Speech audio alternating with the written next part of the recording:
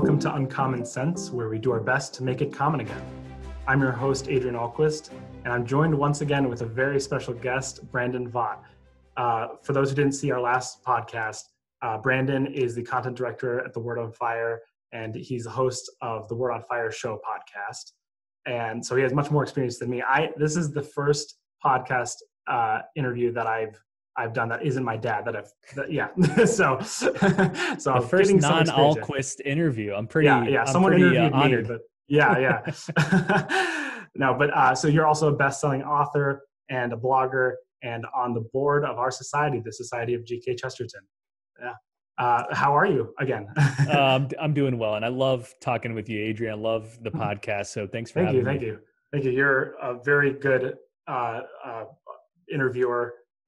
interviewee, but I have very little experience again. For those who aren't watching, I have a big portrait of Chesterton and his wife behind me. It was their anniversary on the 28th, actually, last week. So. And little Quoodle, isn't it? The little dog that Francis is holding. Yes. too. Yep. And actually, here's a picture of the same exact thing. There you go. On my left. Yeah. Anyway, today we are going to talk about how millennials and Gen Z can relate to Chesterton. This one's kind of a new topic, so we'll see how it goes. But we want to see how we can get young people engaged with Chesterton.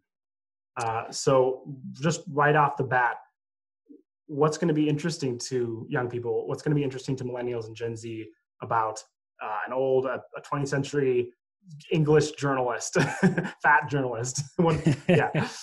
Yeah. Oh, where to even begin? I think there's so many qualities in Chesterton that young people today, millennials, those in their 20s and 30s, Gen Zers, those maybe in their late teenage years, so many qualities with Chesterton that they could admire and be attracted to. Let me tick off some ones that come to my mind. So first of all, I just think Chesterton is one of the most appealing and attractive personalities of the last 200 years. So even before you get to his writings or his books, his essays, his poems, his plays, whatever, just reading a biography of Chesterton is enough to become fascinated by him. He's such a singular personality. There's no one, I think, that has this same combination of wonder and wit and joviality and eccentricity. He's just a little odd. He's weird. He walks around wearing these floppy hats and these large coats and carrying a sword stick and his cane. And there's just no one like him. He was in his own day kind of a singular figure, but way more so now. I don't know anybody alive today that you could compare to Chesterton in terms of his personality. So I think that's probably the most attractive place to begin, is just by learning about him. But then when we get to his books and ideas, I think for millennials especially, so this is my generation, millennials, there's such a big current of distrust around big institutions. So a lot of millennials distrust both big government and big business. And in Chesterton, they'll find a common ally, because at a time when big government and big business were overtaking a lot of the Western world, Chesterton was one of the lone prophetic voices speaking out against its dangers, and not just the dangers of them independently, but the dangers of their collusion together. That when big business and big government come together, lots of problems tend to emerge, especially for the poor and the marginalized. All of this are things that millennials by and large are passionate about. Look at the number of millennials that are protesting against, big government and big business. There's obviously a huge surge among millennials for alternative economic views than capitalism, primarily because many millennials are so distrusting of large business and unfettered capitalism as Chesterton was. And likewise, there's a lot of millennials that are really skeptical of big government, which is why there's a lot of protests about government intervention, the police force, government bureaucracy, all this stuff. So again, I think in Chesterton, millennials will find a very like-minded friend when it comes to his prophetic warnings against big government and big institutions. Also, I think Chesterton's prose is just so electric and sparkling and bubbly. He's in many ways the antidote to a lot of common writing today, which is typically bland and boring. Also, a lot of writing today, particularly in this dark period we're going through in our culture with protests and riots and viruses and all that kind of stuff, is so dark and nihilistic. But Chesterton is so full of joy. When you finish reading Chesterton, even when you read about him complaining about something, you're not left dispirited. You're left sort of invigorated and excited. So I think a lot of millennials have the biggest rates of depression and anxiety ever measured in history. I think Chesterton can be part of the antidote. I think his joyfulness, his warmth, his wonder at reality, all of that can contradict any feelings of despair. Yeah, I was actually going to mention that. I was going to give you a nice, easy leading question, saying, "Do you think it's his joy that could be very, very relatable?" And you went right for it. Yeah. I mean, because Chesterton suffered from depression when he was young, which was interesting to hear because I didn't know that for a long time. But then, to a certain extent, he conquered it. I mean, he probably continued to conquer it throughout his life, but it's nice to know that this is a conquerable thing, which is, yeah. I've also found that a lot of people in my generation, millennials, were raised in the suburbs. They went to schools that felt more like prisons. They go now to white collar jobs and offices that are drab and boring, and they spend most of their day looking at screens, whether they be computers for work or phones for leisure. And we've lost our connection to the natural world.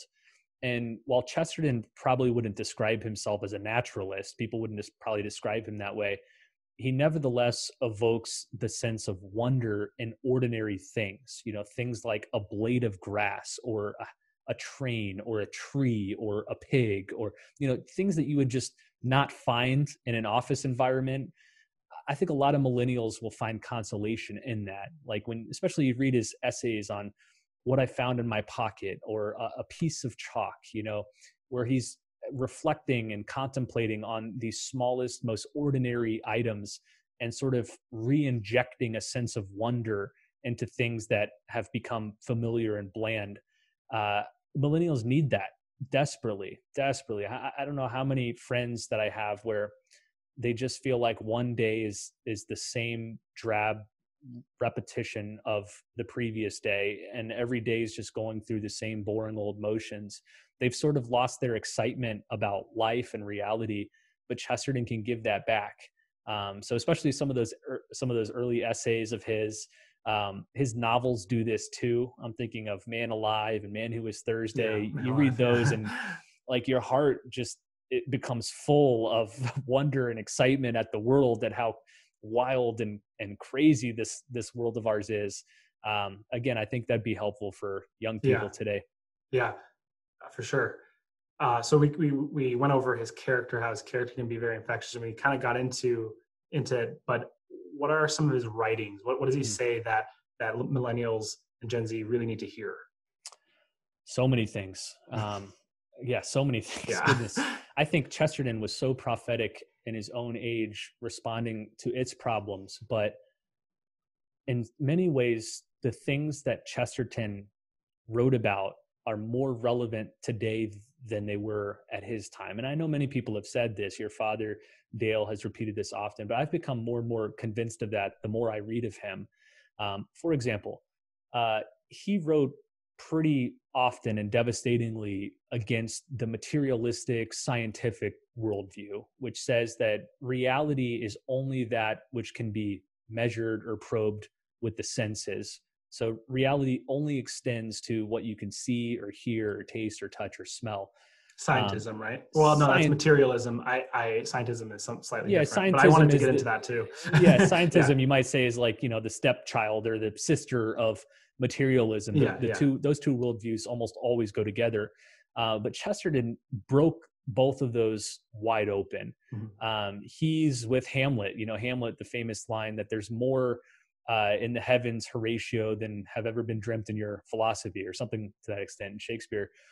Chesterton does that. He cracks open the world and shows you that it can't just be reduced to the material, that not only is there far more to reality than what the senses can take in, but that those transcendent things are more important, that those are the deeper things of life than what we can see in the surface. In many ways, it's kind of like Plato and Plato's cave, that the material world is just the shadows on the wall. What really matters is the light casting those shadows and whatever's outside the cave. Chesterton helps us to break out of the cave, out of the restricting, deadening, reductionistic worldview of materialism. I know a lot of millennials that have despaired, in essence, over just the limiting realization of materialism. Like, is this it?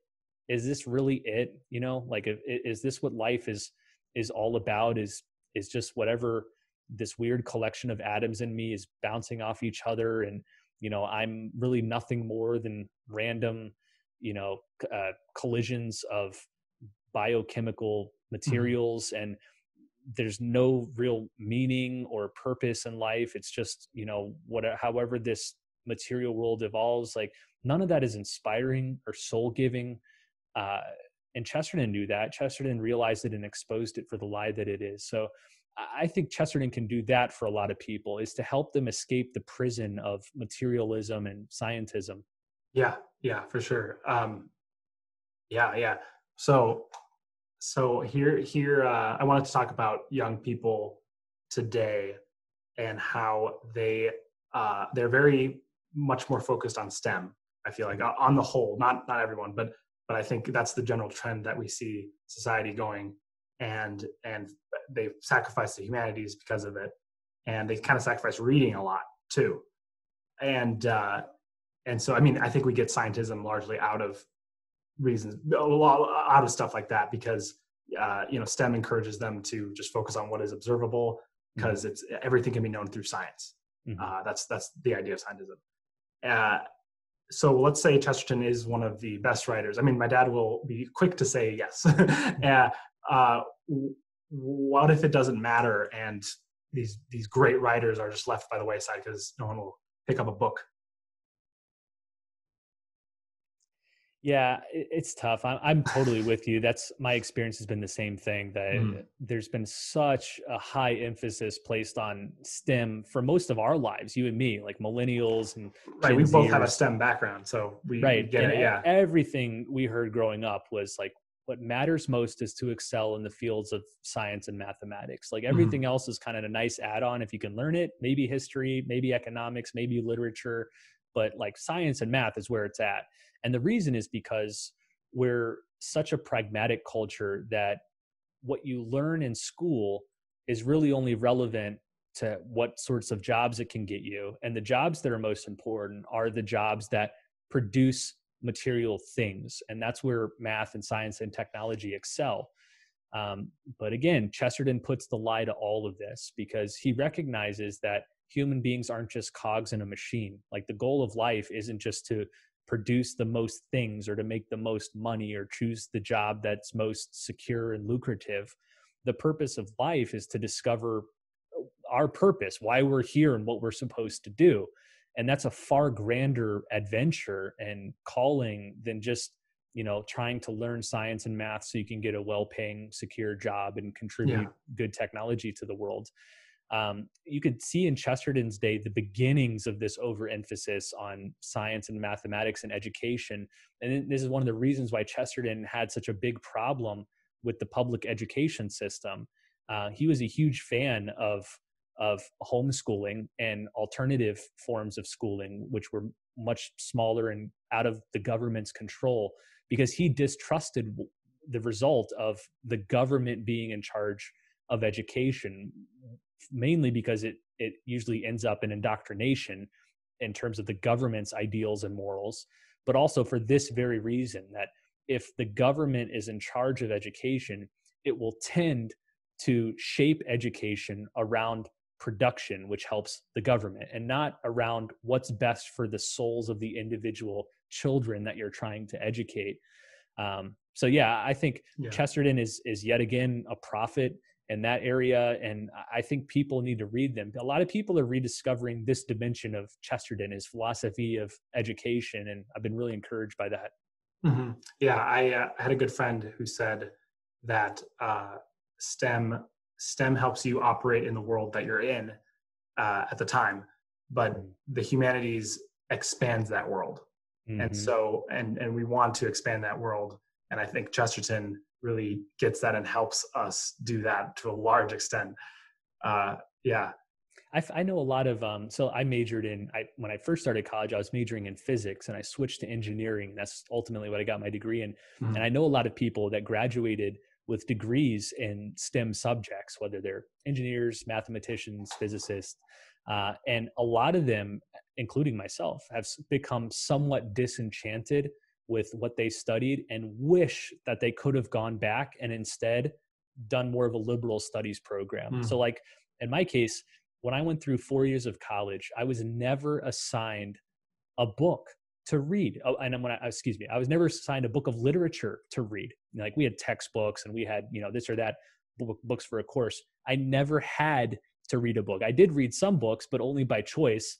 But there were many of my engineering friends that could go through an entire college education not having read a single book in the canon of the great books of the Western world. And Wow. like to Chesterton, that would be utterly shocking. And to any educator before, say, like 1950, that would have been unconscionable. But Mhm. again, we've privileged and prioritized the STEM subjects so much that they've squeezed out all of the humanities, all of the arts, all of the things that in past cultures shaped the souls of men and women so that they could become holistic people. And instead we've just cut down to the pragmatic, how can we train them with specific skills to help them get jobs to produce things in the world. But it's a deficient view of work and a deficient view of education. Yeah, and I was just talking with my dad on the last podcast that we were quoting the line, mathematicians go mad. Poets do not go mad, but mathematicians do. If you're Mm-hmm. just a mathematician, or I suppose just a scientist, you just are focused on logic and observation, nothing outside of that, Mm-hmm. then you might go mad. Yeah. And And he said something like this, like, because mathematics and science is constricting, like it constricts your mind mhm, and squeezes your brain in and on itself. And that's why it goes mad. Whereas poetry, the arts, music, mhm. beauty of all sorts expands the mind. It leads to a liberation, a capacious grasping of the world. And so your mind doesn't crack, it expands. And I Right. think that rings true with me as an engineer. Right. Yeah, absolutely. Same with me. Uh, well, do you have any last words for millennials and Gen Zers? Well, I just Uh, think Chesterton could become the patron saint of millennials and Gen Zers that's awesome. for all the reasons we just mentioned, but Yeah. even more. I mean, I think Chesterton was so radical. If he was alive today and he was the same age as millennials and Gen Zers, he might be depicted as sort of a hipster because he was so countercultural. He had no problem disagreeing with mainstream trends and mainstream views of his Right. day. He was so counter mainstream. Um, and again, that's a feature for many millennials and Gen Zers. They like those who buck against the trend, who stick it to the man, who rebel against the mainstream. Like the Yeah. word mainstream is a pejorative. Like that's Yep. so Yep. mainstream. I would never listen to that music or, I would never do that. That's Chesterton. Like that's Chesterton to a core. So he's a man after their own heart. His prophetic ideas, I think a lot of young people would commiserate with and find appealing. But most importantly is the stuff we just discussed at length that I think he provides for the souls of millennials and Gen Zers, things that they're not getting from the STEM heavy culture Mhm. that tells them that reality is just what's measurable. Chesterton is constantly shaking his head and saying, no, there's more. There's far more to reality than that. And he's expanding our minds and our souls so that we can recognize all of this greater reality. Mhm. What's nice is that we're starting to be able to bring Chesterton to people who mostly consume via video and podcasts. That's Mm-hmm. what's great. But I think in we want to get to the point where we can sit down and read a good Chesterton book right? Yeah. I mean, that brings up another great feature of Chesterton, and he's so darn quotable, and he has so many little pithy sentences and lines, which is great in many ways for this soundbite generation that we're in right now. You know, as you say, the goal is to attract people with these little witticisms, but then get them to actually sit down and read a book of Chesterton's, which is hard to do. But it's at least like he's a more accessible than any of the many other obscure modern philosophers, you know, like Immanuel Kant. I was going to say, try quoting Kant. That's exactly what I was going to say. Yeah, like tweet a line from Kant and see if it's at all attractive or engaging versus a quote from Chesterton. Choose from a million lines from Chesterton. We have plenty. Yeah, absolutely. Well, thank you so much. I think we've given millennials and Gen Z, the young people in our society, something to start off with as to why they should start to be interested in Chesterton. Yes. Thank you so much, Brandon, for being with us. This has been great. I mean, check out Brandon's blog and your podcast, right? I want to plug you at the end.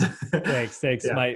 My never failing publicist. Yeah. Yeah. Well, until next time, everyone, help us to make uncommon sense more common. See ya.